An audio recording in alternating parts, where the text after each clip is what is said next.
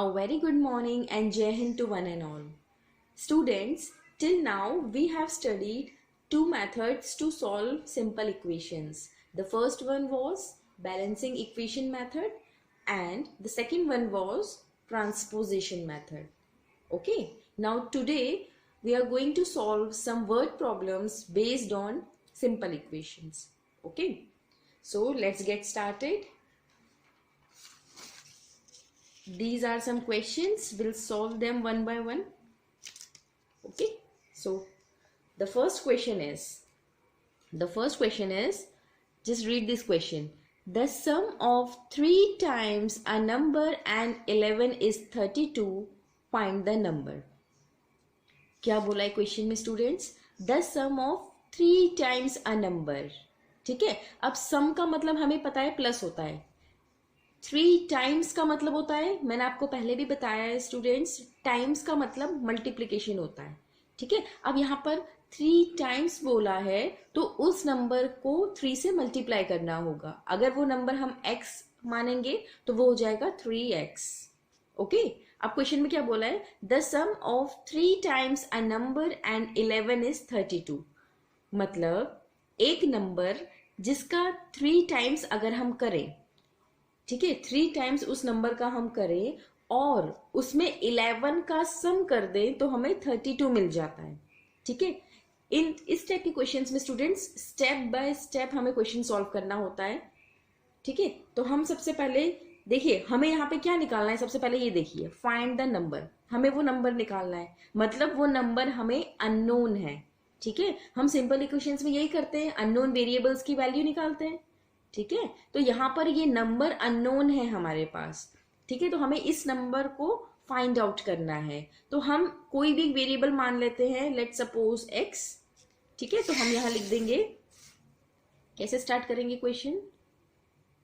Late the number be x. हम मान लेते हैं वो नंबर x है जिस नंबर की यहां पर बात हो रही है. ठीक है, इतना समझ में आया? ये हमने एज्यूम कर लिया. अब सेकंड कंडीशन क्या दी है क्वेश्चन में? The sum of 3 times a number. अब मुझे बताइए इस नंबर का 3 टाइम्स क्या होगा? अगर नंबर x है तो इसका 3 टाइम्स क्या हो जाएगा स्टूडेंट्स? 3 टाइम्स बताइए मुझे. ये हम कर चुके हैं पहले. 3 टाइम्स हो जाएगा इसका 3x. अब क्या बोला है?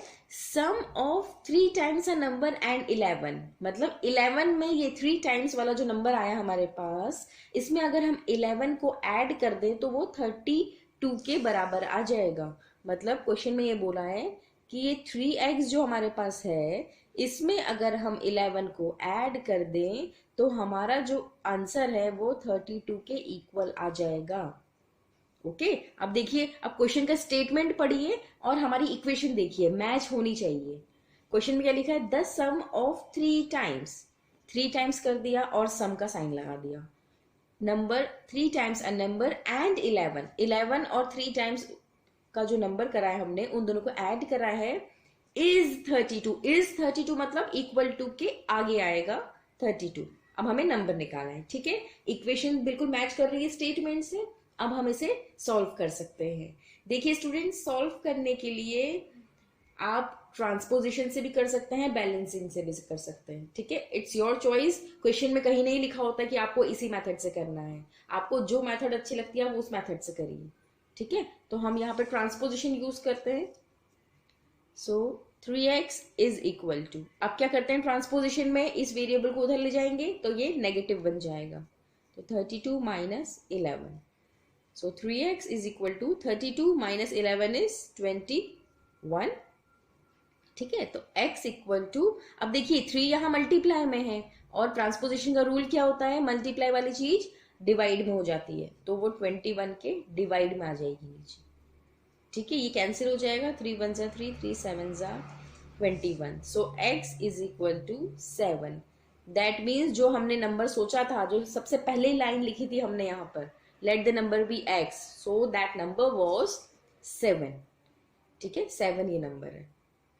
अगर आपको चेक करना है कि आपका आंसर सही आया है या नहीं आया है तो आप रफ कॉलम में चेक कर सकते हैं students. I will tell you how. कैसे चेक करोगे? देखिए हमारी इक्वेशन क्या बनी थी, 3x प्लस 11। तो ये जो इक्वेशन हमारी बनी थी इसका एलएचएस पोर्शन देखिए, what is the LHS portion, 3x plus 11। ठीक है, अब हमारा x का आंसर क्या आया, 7 आया। तो अगर हम 7 यहां पर रख दे x के प्लेस पे, तो ये पूरा सॉल्व करके 32 के इक्वल आना चाहिए। अगर आ रहा है that means we are correct, और अगर नहीं आ रहा है दैट मीन्स हमने कुछ गलती करी है, उसे हमें चेक करना चाहिए। तो देखिए पुट करके देखिए, 3 मल्टीप्लाइड बाय 7 प्लस 11, 3 7 जार 21 प्लस 11 इक्वल टू 32 आ गया आरएचएस के equal. That means we are correct, हमारा आंसर सही है। ऐसे आप क्रॉस चेक कर सकते हैं स्टूडेंट्स। ठीक है, ऐसी सारी इक्वेशन, सारी वर्ड प्रॉब्लम्स चेक हो जाती है। Okay, now let's move on to question number second. Now the question number second is find a number. ठीक है, हमें यहां पहले ही बोल दिया है कि नंबर फाइंड करना है, such that 1/4 of the number is 3 more than 7।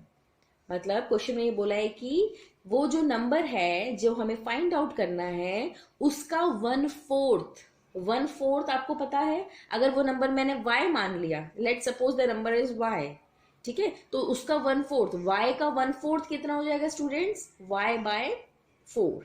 ठीक है, इज 3 मोर देन 7। ठीक है, वो 3 ज्यादा है 7 से। ठीक है, चलिए करते हैं। सबसे पहले हम अननोन वेरिएबल लिख लेते हैं यहाँ पे, let the number be y। अब y ले लेते हैं, ऐसा जरूरी नहीं है हमेशा x ही लें, इस बार y ले लेते हैं। ठीक है, let the number be y। अब क्वेश्चन में ये बोला है 1/4 ऑफ द नंबर, मतलब इस नंबर का 1/4 हमें करना होगा। तो 1/4 कितना हो जाएगा स्टूडेंट्स, y/4। ठीक है, 1/4 कर दिया उसका। अगर कुछ स्टूडेंट्स ऐसा सोचते हैं 1/4 ऑफ y, ये भी सही है बेटा, पर इसको सॉल्व करने पर वापस यही आएगा y/4। ठीक है, तो आप डायरेक्टली y/4 लिख सकते हैं। ठीक है, अब इक्वेशन बना लेते हैं। इक्वेशन में लिखा है such that 1/4 of the number is 3 more than 7। इस लाइन को ध्यान से पढ़िए स्टूडेंट्स, 3 मोर देन 7, 3 ज्यादा है 7 से। ठीक है, 3 ज्यादा है 7 से, इसका मतलब ये ऐसी इक्वेशन बनेगी y/4 दिस नंबर, ये नंबर 3 टाइम्स ज्यादा है, मतलब 3 ज्यादा है 7 से। तो जो वैल्यू ज्यादा बोलते हैं ना बेटा स्टूडेंट्स, यहाँ पे लिखा है 3 मोर, मतलब 3 ज्यादा है, तो वो इक्वल टू के इधर आएगा 3 नंबर। ठीक है, और कितना ज्यादा है 7, तो हम 7 यहां माइनस करेंगे। ओके, ठीक है, अब हम सॉल्व कर लेते हैं ट्रांसपोजिशन से। y/4 इक्वल टू 3 माइनस 7 उधर जाएगा, पॉजिटिव बन जाएगा। y/4 equal to 3 plus 7 is 10। Now y/4 equal to 10 है, कैसे सॉल्व करेंगे, 4 को उधर ले जाएंगे, 4 अभी डिवाइड में है, उधर जाएगा तो मल्टीप्लाई में हो जाएगा। 10 मल्टीप्लाइड बाय 4 इज 40, तो हमारा आंसर आ गया 40। ठीक है, आया समझ में। चेक कर लेते हैं। चलिए, चेक करना कंपलसरी नहीं है, ये आपके सेल्फ इवेल्युएशन के लिए है कि आपने सही किया है नहीं किया है। चेक कैसे करते हैं, जो हम इक्वेशन बनाते हैं उसमें वैल्यू पुट करो। इक्वेशन का एलएचएस है y/4 माइनस 7, तो y के प्लेस पे हमारा आंसर आ रहा है 40, 40/4 माइनस 7। इसको डिवाइड कर लीजिए स्टूडेंट्स, 10 टाइम्स आएगा, 10 माइनस 7 इक्वल टू 3 आ गया आरएचएस के बराबर। That means we are correct. Now let's move on to question number 3rd। चलिए क्वेश्चन नंबर 3rd पहले रीड करते हैं। क्या है question, Raju's father's age। Raju's father age is 5 years more than 3 times Raju's age। ठीक है, अब यहाँ पे दो चीज दी है students, Raju's father's age is 5 year more than 3 times Raju's age, मतलब राजू की एज में अगर हम 3 टाइम्स कर दें, सपोज करो राजू की एज मैंने x मान ली, तो x का 3 टाइम्स करने पर और उसमें 5 ईयर मोर लिखा है, मोर मतलब होता है ऐड करना, तो हम राजू की एज को x मान लेंगे, उसका 3 टाइम्स कर देंगे पहले, क्योंकि यहाँ लिखा है 3 टाइम्स, 3x बन जाएगा वो। फिर उसमें 5 और बढ़ाना है उसमें, तो वो हो जाएगा 3x प्लस 5। ठीक है, तो ये क्या आएगा स्टूडेंट्स, 3x प्लस 5, ये जो आएगा वो उसके फादर की एज आएगी, that is his father's as. यहाँ पे लिखा है Raju's father's age is, question यहीं से स्टार्ट हुआ है, राजू के फादर की एज कितनी है, 5 ईयर मोर देन, मतलब 5 साल ज्यादा है 3 टाइम्स राजूज एज के। ठीक है, तो find Raju's age if his father's age is 44 years old. उसके फादर की एज यहाँ पे मेंशन है 44 ईयर्स, आपको राजू की एज निकालनी है। तो हम कैसे सॉल्व करेंगे students, let Raju's age is equal to x years. Raju की एज मैंने x मान ली। ठीक है, अब क्वेश्चन में क्या बोला है, 3 टाइम्स राजू की एज का। क्वेश्चन को 2 पार्ट्स में डिवाइड करके देखिए स्टूडेंट्स, यहां पर लिखा है 3 टाइम्स राजूज एज, मतलब उसमें 3 का मल्टीप्लाई कर देते हैं और उसमें 5 ईयर ज्यादा। ठीक है, तो हम यहां लिखेंगे Raju's father's as will be, father की एज कितनी हो जाएगी, राजू की एज का 3 टाइम्स और उसमें 5 ज्यादा, ये उसकी राजू की फादर की एज हो गई। अब क्वेश्चन में गिवन दिया है, given Raju's father's age is equal to 44 years, this is given in the question कि उसके फादर की एज 44 ईयर्स है।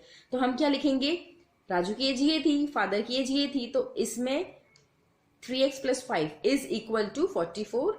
इसे सॉल्व कर लीजिए, आंसर आ जाएगा आपका। ये हमारी राजू की फादर की एज थी और ये 44 गिवन है, तो हम इसे सॉल्व कर लेते हैं। 5 को उधर ले जाइए, 44 माइनस 5 इट विल बिकम 39।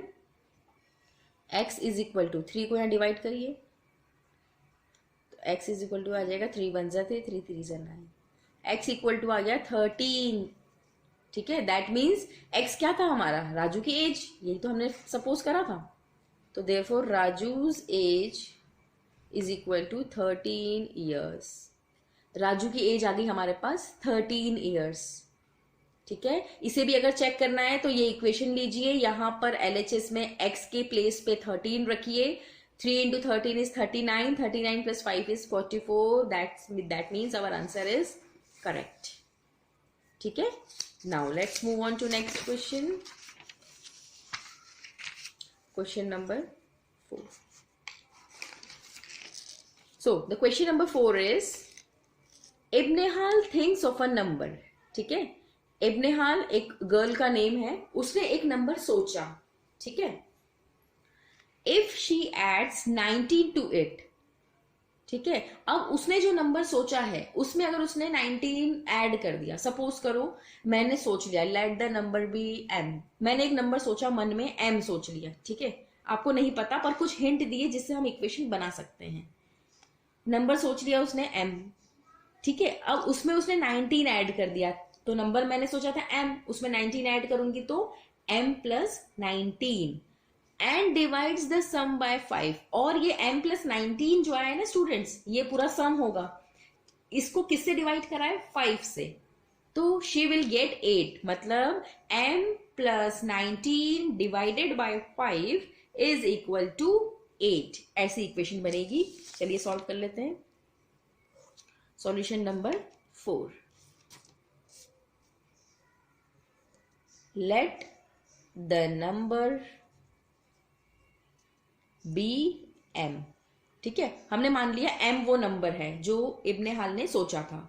अब उसने सोचा है, अब उसने ये सोचा है कि if she adds 19 to it, अगर इस नंबर में, इस अननोन नंबर में 19 ऐड कर दिया जाए और ऐड करने के बाद उस पूरे नंबर को 5 से डिवाइड कर दिया जाए तो उसे 8 मिल जाएगा। दैट मीन्स इसमें 19 ऐड करना है, m में 19 ऐड करना है और पूरे नंबर को 5 से डिवाइड करना है तो उसे मिल जाएगा 8।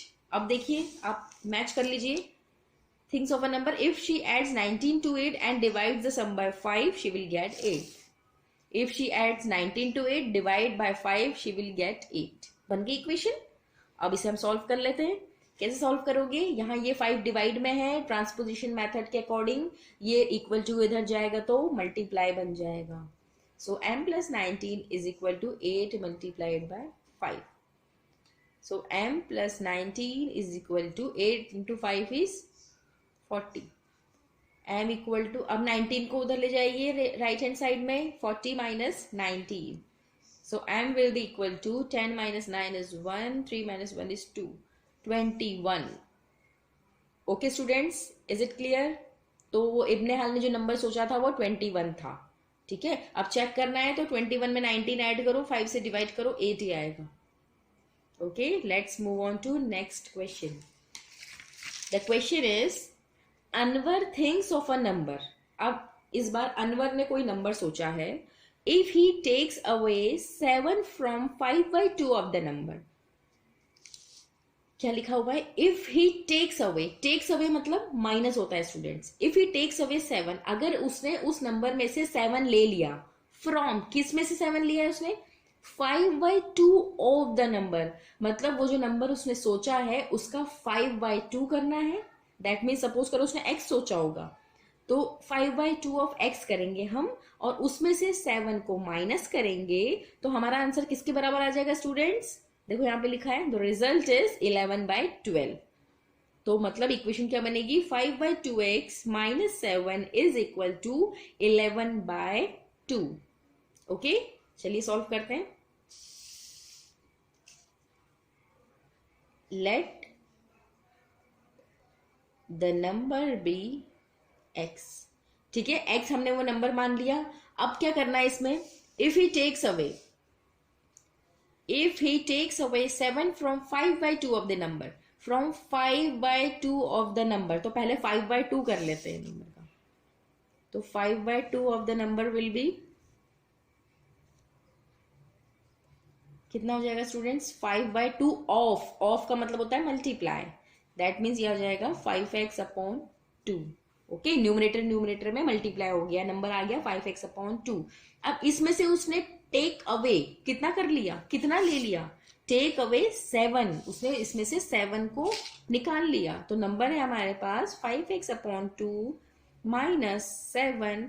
तो result is 11/2. The result is 11/2. ये मेंशन है क्वेश्चन में, तो रिजल्ट आ गया हमारा 11/2 के बराबर. अब आप स्टेटमेंट और इक्वेशन को मैच करो, बिल्कुल एग्जैक्ट मैच होगी. ठीक है, अब सॉल्व कर लेते हैं.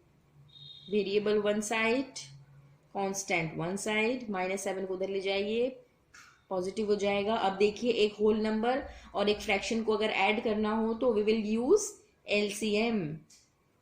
एलसीएम कितना आएगा? 2 आएगा 1 और 2 का. देखिए, डिनोमिनेटर 2 बनाना है, ये तो 2 है ही. 2 बनाने के लिए 2 से मल्टीप्लाई करेंगे, तो यहाँ तो 11 ही आएगा और यहाँ आ जाएगा 14. 5x/2 equal to 25/2. ठीक है स्टूडेंट्स, 25/2 आ गया. आप कैसे सॉल्व करेंगे? देखिए अब ध्यान से देखिए, ये 5 into x/2 है और ये 25/2 है. अब इसे सॉल्व करने के लिए स्टूडेंट्स हम क्या करेंगे? एक और मेथड होती है जिसे बोलते हैं क्रॉस मल्टीप्लाई. और या देखिए 2 डिवाइड में है तो उधर जाएगा तो मल्टीप्लाई में हो जाएगा. मतलब यहाँ 2 अगर नीचे है तो वहां जाकर वो ऊपर चला जाएगा, और यहाँ 5 ऊपर है तो यहाँ जाकर वो नीचे चला जाएगा. मतलब पहले ये मल्टीप्लाई में था तो वहां जाके डिवाइड में हो जाएगा, ये डिवाइड में था तो वहां जाके मल्टीप्लाई में हो जाएगा. तो x को तो हम यही रखेंगे, 2 यहाँ नीचे है तो वहां ऊपर जाएगा. इस मेथड को क्रॉस मल्टीप्लाई भी बोलते हैं. क्रॉस मल्टीप्लाई मतलब अगर 2 फ्रैक्शन नंबर आ जाए तो उसे ऐसे सॉल्व करते हैं. वेरिएबल को वहीं रखो, इस 2 को ऊपर ले जाओ, इस 5 को नीचे ले जाओ. और ट्रांसपोजिशन मेथड के कॉन्सेप्ट से समझना है तो ये डिवाइड में था 2 तो वहां जाके मल्टीप्लाई में हो गया, ये मल्टीप्लाई में था तो नीचे जाके डिवाइड में आ गया.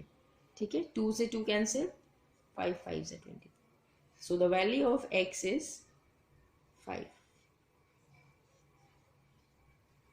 Okay students, is it clear? समझ में आया क्वेश्चन? इक्वेशन बना, आपको यहाँ इसमें इक्वेशन बनाना आनी चाहिए. अगर इक्वेशन आपकी सही बन गई तो सॉल्व आप कर ही लोगे उसे. ठीक है, क्योंकि चेक हो जाता है तो हमें पता चल जाता है हमारा आंसर सही है या नहीं है. Now the next one is a riddle. एक रिडल है जिसमें इक्वेशन बनेगी। देखिए क्या है, आई एम अ नंबर, मैं एक नंबर हूं, टेल माई आइडेंटिटी, हमें बताना है वो नंबर क्या है। अब क्या दिया hint, take me 7 times over, that means takes me 7 times over, मतलब उस नंबर का 7 टाइम्स करना है। ठीक है, 7 टाइम्स मतलब अगर वो नंबर मैंने x माना है तो उसका 7 टाइम्स हो जाएगा 7x। एंड एड अ 50, मतलब उसमें 50 ऐड करना है। ठीक है, तो हो जाएगा 7x plus 50। To reach a triple century, triple century reach करने के लिए यू स्टिल नीड 40, हमें फिर 40 की जरूरत पड़ेगी। मतलब ट्रिपल सेंचुरी क्या होती है बेटा, सेंचुरी मतलब 100 होता है, तो ट्रिपल सेंचुरी मतलब 300।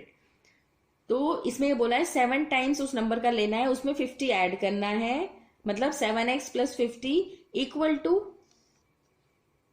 ट्रिपल सेंचुरी मतलब 300, बट यू स्टिल नीड 40, मतलब ट्रिपल सेंचुरी पर पहुंचने के लिए हमें फिर 40 की जरूरत है, मतलब 40 को हमें एलएचएस में दोबारा ऐड करना होगा। देखिए कैसे, इसमें डायरेक्ट इक्वेशन बनेगी।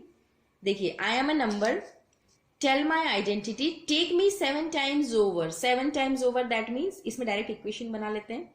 7 टाइम्स ले लिया हमने, ठीक है, क्योंकि क्वेश्चन में थर्ड लाइन में लिखा है 7 टाइम्स ओवर। उसके बाद एड अ 50, उसके बाद इसमें 50 को ऐड करना है। ठीक है, to reach a triple century, triple century बनाने के लिए यू स्टिल नीड 40, मतलब ये ट्रिपल सेंचुरी हो जाती अगर यहां पर 40 और होता। यू स्टिल नीड लिखा है ना, मतलब 40 की और जरूरत है, तो 40 यहां पर ऐड होगा। ठीक है, 7 टाइम्स एक नंबर था, उसमें 50 ऐड करा, तो उसमें लिखा है वो ट्रिपल सेंचुरी बन जाती अगर यहां पर 40 और होता। ठीक है, अब इस इक्वेशन को सॉल्व कर लेते हैं। कैसे, 50 plus 40 is 90 equal to 300, 7x equal to 300 minus 90, 7x equal to 210 and x is equal to 210, ये मल्टीप्लाई में डिवाइड में हो जाएगा 30, x इक्वल टू, x का आंसर आ गया स्टूडेंट्स हमारा 30। अब आपको चेक करना है आपका आंसर सही है नहीं है, कैसे करोगे, इस इक्वेशन में वैल्यू पुट करोगे। 7 into 30 is 210, 210 plus 50 plus 40, 50 plus 40 is 90, और 90 को 210 में ऐड करोगे तो 300 आ जाएगा। ठीक है students, is it clear? So we have solved some word problems of simple equations. I am giving you these problems, these type of questions. इसी type के मिलते जुलते क्वेश्चन आज मैं आपको दे रही हूँ सॉल्व करने के लिए। ठीक है, आप उसे सॉल्व करिए, अगर नहीं आएगा स्टूडेंट्स तो हम उसे फिर से सॉल्व करेंगे। ठीक है, मे भी कुछ बच्चों को क्वेश्चंस में डाउट आए और उनसे वो क्वेश्चन कुछ क्वेश्चन सॉल्व ना हो पाए, तो हम क्या करेंगे, नेक्स्ट टाइम जब सैटरडे को जो मैं वीडियो बनाऊंगी आप मुझे पहले ही बता दीजिएगा कि मैम हमें ये क्वेश्चन समझ में नहीं आ रहा है। आप आज वीडियो देखिए, फिर वो क्वेश्चन PQ12 देखिए और क्वेश्चन देखिए कौन कौन से आपके बन रहे हैं क्वेश्चन। अगर जो नहीं आ रहे हैं मुझे मार्क करके बता दीजिए, मैं उसे सॉल्व कर दूंगी नेक्स्ट वीडियो में। ठीक है, पर ये क्वेश्चन हर एक बच्चे को आना इंपॉर्टेंट है स्टूडेंट्स, ये बहुत इंपॉर्टेंट एक्सरसाइज है। ऐसी ही एक्सरसाइज आपको 8th में भी आती है, 9th में भी आती है, तो ये आगे वाली आने वाली क्लासेस के लिए इंपॉर्टेंट है, इसलिए इसे समझिए। नहीं आ रहा है तो हम दोबारा समझ लेंगे एक बार। ठीक है, आप क्वेश्चन को ध्यान से पढ़िए, इक्वेशन सही फॉर्म कीजिए और ठीक तरीके से सॉल्व कीजिए, आपका आंसर आ जाएगा। ओके, तो प्रैक्टिस करिए इन क्वेश्चंस की। Okay students, okay, that's all for today, have a good day.